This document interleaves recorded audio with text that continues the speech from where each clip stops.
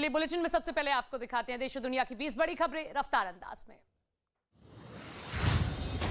पहाड़ों पर हो रही बर्फबारी से घाटी गुलजार हो गई है। यहां लगातार हो रही बर्फबारी से जहां एक तरफ पर्यटकों के लिए आकर्षण का केंद्र बना हुआ है, वहीं बर्फबारी की वजह से तापमान में भी काफी गिरावट आई है। साथ ही घर, सड़क सभी जगह बर्फ की मोटी परत जमने की वजह से लोगों की परेशानी बढ़ने लगी है। फिसलन भी ज्यादा हो गई है। उत्तराखंड की उत्तरकाशी में बर्फबारी का सिलसिला जारी है, जिसकी वजह से यहां गंगोत्री धाम पूरी तरह से बर्फ की सफेद चादर से ढका हुआ है। वहीं पहाड़ भी सफेद चादर से लिपटे हुए दिखाई दिए और इस खूबसूरत नजारे को देखने के लिए पर्यटक दूर दूर से पहाड़ों का रुख कर रहे हैं और बर्फबारी का लुत्फ उठा रहे हैं। उत्तराखंड के टिहरी की पर्यटन नगरी धनौल्टी में बर्फबारी का सिलसिला जारी है। यहां पर्यटक दूर से परिवार के साथ बर्फबारी का आनंद लेने पहुंच रहे हैं। हालांकि बर्फबारी की वजह से तापमान में गिरावट आई है और पहाड़ी इलाकों से लेकर मैदानी इलाकों तक ठंड बढ़ गई है। साथ ही बर्फबारी के बाद सड़कों पर फिसलन भी बढ़ने लग गई है। हिमाचल प्रदेश के मनाली में बर्फबारी का सिलसिला जारी है। पहाड़ से लेकर सड़क तक बर्फ की सफेद चादर बिछी है। पेड़ की टहनियों और पत्तियों में भी बर्फ की परत से ढक चुकी हैं। वहीं बर्फबारी की वजह से यहां बड़ी संख्या में पर्यटक पहुंच रहे हैं और कड़ाके की ठंड के बीच दोस्तों और परिवार के साथ बर्फबारी का लुत्फ उठा रहे हैं। जम्मू कश्मीर के गुलमर्ग में बर्फबारी के बीच पर्यटक पहुंच रहे हैं और बर्फबारी का लुत्फ उठा रहे हैं। बच्चे बड़े सब बर्फबारी के बीच मस्ती करते दिखाई दिए और इस बीच प्रशासन सड़कों से मशीन के जरिए बर्फ हटाने का काम कर रही है, क्योंकि बर्फ गिरने की वजह से फिसलन बढ़ गई है, जिससे गाड़ियां धीमी रफ्तार से चल रही हैं। जोशीमठ में भारी बर्फबारी का सिलसिला जारी है। बर्फबारी के चलते पूरा इलाका बर्फ की सफेद चादर से ढक गया है। आलम यह है कि ठंड और बर्फबारी की वजह से लोग अपने घरों में रहने को मजबूर हो गए हैं। हालांकि मौसम विभाग की माने तो अगले एक हफ्ते तक ठंड से राहत नहीं मिलने वाली और अगले 24 घंटे में 2500 मीटर से ज्यादा ऊंचाई वाले इलाकों में बर्फबारी की संभावना है। शिमला में बर्फबारी के बीच सैलानी मस्ती करते नजर आए हैं। बर्फ की सफेद चादर से पहाड़ ढक गए हैं। घाटी गुलजार हो गई है। यहां पिछले 24 घंटे से ऊपरी जिलों में बर्फबारी हो रही है और मौसम विभाग के मुताबिक रात भर बर्फबारी की संभावना है, जिसकी वजह से सैलानियों को ऊपरी इलाकों में न जाने की सलाह दी है। प्रधानमंत्री नरेंद्र मोदी ने रोजगार मेले के तहत 71,000 युवाओं को सरकारी नौकरी का नियुक्ति पत्र सौंपा है। पीएम रोजगार मेले में वीडियो कॉन्फ्रेंसिंग के जरिए जुड़े। इस मौके पर प्रधानमंत्री ने सरकार के अलग अलग विभागों में नौकरी पाने वाले युवाओं को संबोधित भी किया। केंद्र सरकार पिछले 2 रोजगार मेलों के जरिए अब तक 1,47,000 नौकरियां दे चुकी है।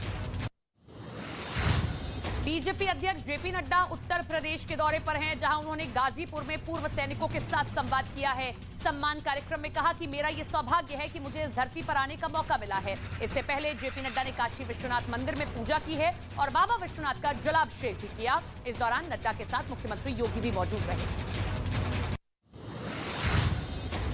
पश्चिम बंगाल के शिक्षक भर्ती घोटाले में ईडी ने एक बार फिर बड़ा सर्च ऑपरेशन शुरू किया है। ईडी की टीम हुगली पहुंची है। वहां तृणमूल कांग्रेस के नेता शांतनु बनर्जी के आवास पर तलाशी अभियान चलाया गया। शिक्षक भर्ती घोटाला मामले को लेकर ईडी ने यह कार्रवाई की और इस दौरान सुरक्षा को देखते हुए बड़ी संख्या में जवान तैनात रहे। बिहार सरकार को सुप्रीम कोर्ट ने बड़ी राहत दी है। राज्य में जातिगत जनगणना के खिलाफ दायर याचिका पर सुप्रीम कोर्ट ने सुनवाई करने से इनकार कर दिया और इस मामले में सुप्रीम कोर्ट ने हाई कोर्ट जाने का सुझाव दिया। जातिगत जनगणना कराने के खिलाफ 3 याचिकाएं दाखिल की गई थी, जिसे सुप्रीम कोर्ट ने आदेश दिया है। झारखंड के देवघर में अतिक्रमण के खिलाफ अभियान चलाया गया। अवैध दुकानों पर बुलडोजर चलाकर उन्हें तोड़ दिया गया। यहां 18 जनवरी से 21 जनवरी तक एक विशेष अभियान चलाया गया और इसी कड़ी में अवैध निर्माण को ध्वस्त करने की प्रक्रिया जारी है।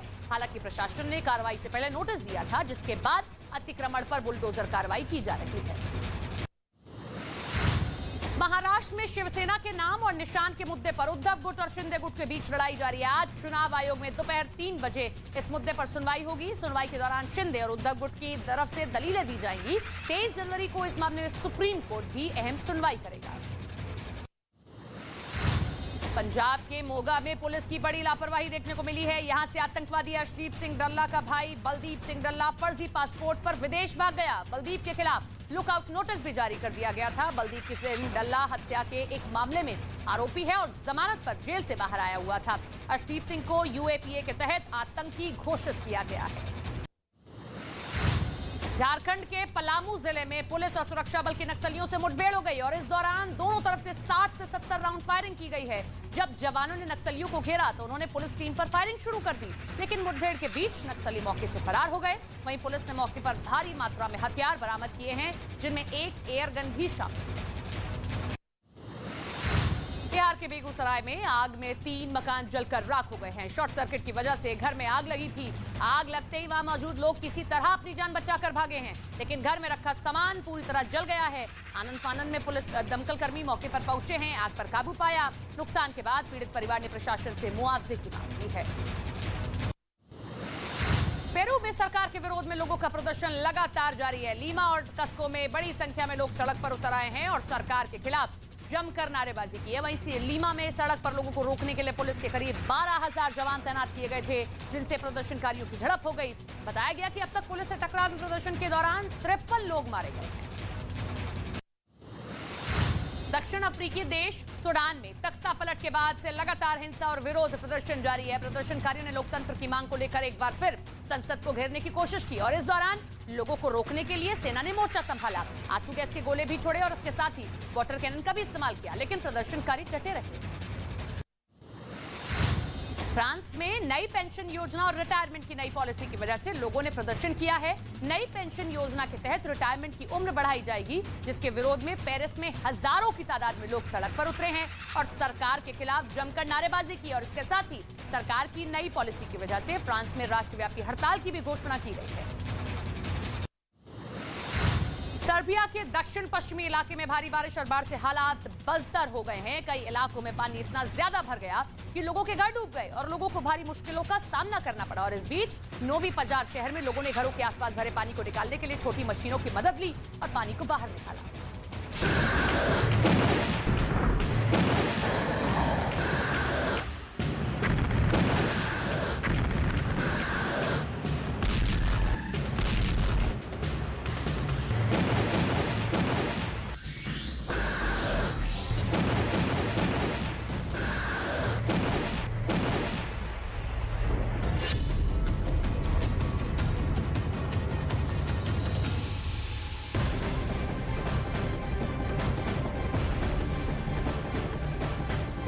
पिछले साल फरवरी में शुरू हुई जंग इस साल भी लगातार जारी है और लगता है कि ये जंग अभी आगे और लंबी खींचने वाली है। वो इसलिए क्योंकि रूस और यूक्रेन दोनों तरफ से हथियारों को लेकर ऐसी ही तैयारी है। यूक्रेन के जहां पश्चिमी मुल्कों से नए और आधुनिक टैंक्स की चाहत है, तो वहीं पश्चिमी मुल्कों से मिली आर्टिलरी ताकत की वजह से यूक्रेन अब तक रूस को रोकने में सक्षम रहा है।